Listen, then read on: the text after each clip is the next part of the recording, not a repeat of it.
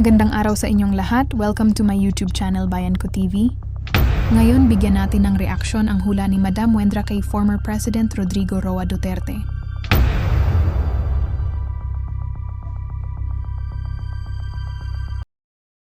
Gagamit po tayo ng American cards para alamin ang kalagayan po ng ating dating presidente, Tatay Digong Duterte. Makinig po ang lahat. Again po, ito ay for entertainment use po. Kung ano man po ang mabasa ko rito, ay dumidepende lang po ako kung ano ang lumalabas dito sa hawak ko ng American cards. Ang ininak ko po yun ay pangalan ng ating dating presidente. Ayan po, nirambol ko po siya na ganyan. Kukuha po ako dito sa iba't kanan, kaliwa, gitna. So, kita nyo, plain na plain po yan. Dito po tayo. Third na diamond o 3 na diamond na nakita nyo po yan. Nakaharap po yan. Kung dito kayo, ang ibig sabihin po ng 3 diamond ay isang lalaki. Yan, lalaki po. Ayan. My gosh, ito po ay isang kwarto o selda. O ito ay isang, nagsisignify siya ng 4 na sulok.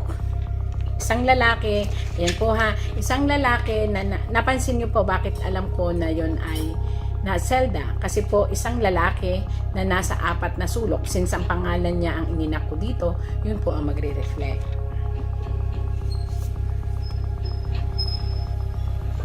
At isang babae na may puso na mapagmahal. So alam na natin po ito kung sino. Ang ngayon po ay nagpupumilit at gumagawa ng paraan. Paano nalaman po na nagpupumilit?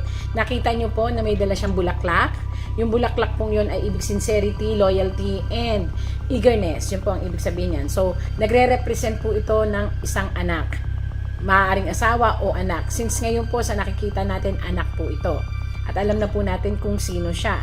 Siya po ang vice-presidente na si Ma'am Sara Duterte. Duterte yan. Kinukorek ako pero pasensya na ko kahit may ano talaga. At nakikita niyo po ito. Ito po ay isang bulaklak na ang ibig sabihin po pag ito po ay ating idinikit doon po kay Ginang Duterte, Sara Duterte, ang mangyayari po nito ay kagustuhan. May nararamdaman po siya na panganib sa kalusugan ng kanyang ama. May nararamdaman na po siya na panganib sa kalusugan ng kanyang ama at yun ay kagustuhan na po niya na mapabilis ang lahat. Kaya po alas na bulaklak na gumagalaw, lumalago, nagwo-wave. Ibig sabihin, nagmamadali. Yun po ha, nililinaw ko po sa inyo, nagmamadali. Ito naman po ay isang anak. Maaaring ito po yung anak na lalaki. Kaya nasabi ko agad anak kasi may puso, pagkatapos lalaki siya at may katungkulan din naman po. Ang sa ngayon po, lahat sila po ay nababahala at nagmamadali. Hindi ko alam kung bakit pero halos hindi na nila maisip kung ano ang sitwasyon kasi nagmamadali po sila. Ito po ay hindi ibig sabihin ay salapi. Maaring sa ibang kondisyon, maaring ito'y ma-convert into salapi. Pero ito po, sa sitwasyon na ating binabasa ngayon, ito po ay delikado. Ibig sabihin po ng delikado, kinakailangan masuri, mabuti ang kalagayan po ng ating dating presidente, Duterte. Nanganganib po ang kanyang kalusugan. Lalo na po, ang ibig sabihin po nito ay pagtaas at pagbaba ng dugo na may kinalaman sa matamis. So, ang diabetic po niya ay baba at taas at maaari po siyang magkaroon ng stroke. So, kinakailangan po siyang agapan. Ito po ay dumidepende lang po ako sa nababasa ko. Iyan po. Kita nyo naman pulang-pula, ibig sabihin dugo. Sobrang taas, ibig sabihin. At bakit siya ay napakapula? Dahil ito po ay may kinalaman sa diabetiko o tamis. At may kinalaman din po ito sa nagpa-fluctuate na kanyang pressure na dugo na maaari pong maging cause of pagkabagsak or sinasabi natin ng depression na dala noon na maaaring wag naman po sana kasi pangit po ito. Atake hindi lang atake, maaaring stroke. At sa magiging lead into matinding problema sa kalusugan. Ayan po. My gosh! Ayoko na po sanang basahin ito. Pero ang kinalaman po nito, it may lead to death. Nakita niyo po? 10 na sakit. 10 sakit. Ibig sabihin lang, hindi isa, dalawa. Ibig sabihin nito, sobrang taas ng tensyon sa kanyang kalusugan, ng dugo, tamis, at depresyon. Pero tinumbasan po siya ng itim na baraha. Ang ibig sabihin po nito, worst to worst scenario, sana huwag. Maaari po siyang bawian ng buhay kapag ito po ay hindi naagapan. Wala po akong ano nito ano bang tawag dito, adlib or something. Ito po'y binabasa ko po. Ito po, kitang-kita nyo. Mula sa karamdaman na pula, naging itim. So, anong ibig sabihin po nito? Kayo na po ang humusga. Wait, baka magkabaliktad. Yan. Worst to worst scenario po, sana naman, wag naman siyang kunin ni Lord. Kasi, alam niyo po ba na ang 7 ay depresyon? Alam niyo po ba na ang 7 ay tampo na nasa damdamin niya? Alam niyo po ba na ang 7 ay ang pagtatanong kung ano ba ang kasalanan kanyang nagawa?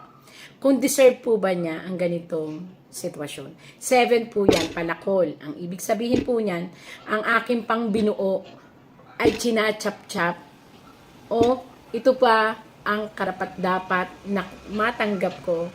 Yun po ang ano bang tawag? Bitawan ko tulad. Yun po ang nagpapatrigger sa kanya ngayon. Yun ang paulit-ulit na dumarating sa kanyang isipan at depression.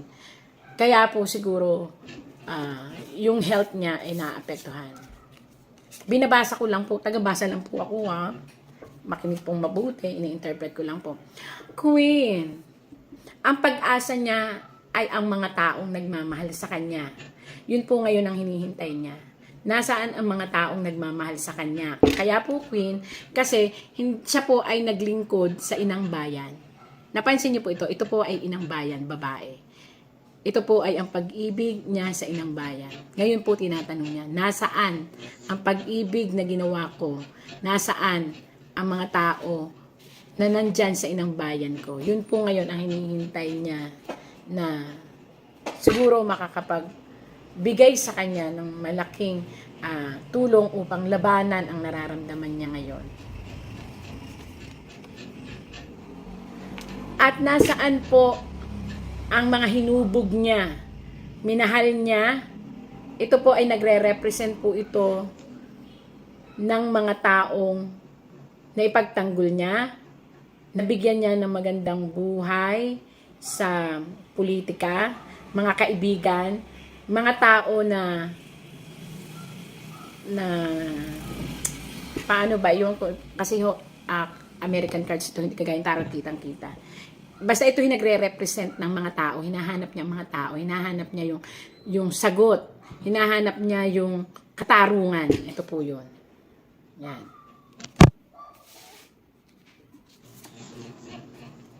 Pero sa kabila po ng lahat, iniisip niya, handa siyang mamatay para sa kanyang inang bayan. Ayan po, ayan nakita nyo, 4. Ano ho ang 4? Oro, plata, mata, oro. Ginto niyang minahal ang inang bayan. May ginawa man siya o wala, hindi natin masasabi, pero isa lang po ang nagsisignifies ngayon sa puso't isip niya. Kung mamamatay daw po siya, kaya ako naman nasabi yon, baka sabihin may script na naman, ito po yon. Kung mamamatay daw po siya, ito ay dahil po ginawa niya ang kasulatan na nasa 4 na papel bilang isang presidente. Ayun po. Dating presidente, di ba? Bago ka naman maging presidente, may pipirmahan ka, panunumpaan ka, at yun ay nakasulat sa papel. Yun po ang signifies ng 4 na heart. Ayan po ha, malinaw ko pinapaliwanag sa inyo. Oh my gosh. 6. Ang daming magtitipon, ang daming nagtitipon. May paparating po na maraming pagtitipon, may paparating din na maraming sisimpatya, at may paparating din na hindi na mapipigilan. 6 po yun. maaari itong 6 na to ay pag-ibig at simpatya po sa kanya. Ayan po. Bakit puro sa kanya? Kasi siya lang naman po ang itinap kong pangalan dito. Kaya, yun po ang good definition bakit siya lang ang nandito sa American cards na ito. 5. Ano po ba ang 5? Pag-aaklas ng isang maliliit at malalaking idea, pero ito ay magkakaroon ng impact sa ating ekonomiya at mag-uumpisa sa 5 yung institusyon na malalaki na papasukan ng mga iba-ibang nasyon ang magtitipon-tipon. Hindi ko po alam bakit. Ayan, magtitipon-tipon po. 5 po yun. Lagi ko pong tagabasa lang po ako. At 2 lang po ang adhikain. May uwi po siya. Ito po. Ibig sabihin po, may magsasagawa ng isang malawakang protesta upang may uwi po siya. Ayan, dalawang option. Maaaring ito ay may uwi o ito ay maaaring magbukas na ng panibagong pagsasama-sama. Naiisa ang idea. Maaaring ito ay kumontra sa ating gobyerno. Kaya sana po, both side po, ako po ay nananawagan na pag-isipan ang lahat ng bagay. Pag-isipan po ang lahat ng bagay. Kinakailangan po na mag-give way ang both side na kung ang gusto ay maiuwi ang ating presidente. Yun po yung idea ko lang at comment. Kasi po yun ang nakita dito. Sana mapagbigyan para hindi na lumawak pa. At para kung ano't ano man po ang mangyari sa ating dating presidente ay hindi ma-blame ang ating ngayong presidente na nakaupo. Yun po ay malinaw na aking komento. Kaya makikita nyo na ako ay pantay. Gusto ko lang ay maayos. Pero sa nakita ko pong ito, pag nagmatigas po ang ating gobyerno, magkakawatak-watak po ang ating mamamayan. Tres, magiging silang watak-watak malunggay. At pipilitin nilang gumawa ng isang marahas na galaw para ang papel na nilagdaan kung sino man po ang nakaupo, lahat ng nakaupo, hindi ko po alam kung presidente ito o ano, na may kinalaman dito sa ating dating presidente Digong Duterte ay mapawalang bisa ang papel na iyon. So, anong ibig sabihin nun? Mapapawalang bisa dahil itim. Ibig sabihin, yung papel niya is pipilitin nitong mga taong ito na makababa o mawalang bisa ang kanyang panunungkulan. Ayan po, hindi ko po yan inano. Tingnan nyo, papel iyan. Kapag maganda, pula. Kapag itim, anong ibig sabihin? Kahit naman po sino, ordinary, makakaintindi. Ito po ay papel na nilagdaan. 3, mga tao, bakit pareho silang itim? Pipilitin nila itong mapawalang bisa. Ito po ay ang mga nakaupo ngayon. Kaya, anong ibig sabihin nun? Maraming rally, maraming mga oppose. So, magiging magulo. Magtatagumpay ba sila? Magtatagumpay ba para kay Tatay Digong Duterte? O hindi? Yun po ay tanong sa akin, sasagutin ng ating American card.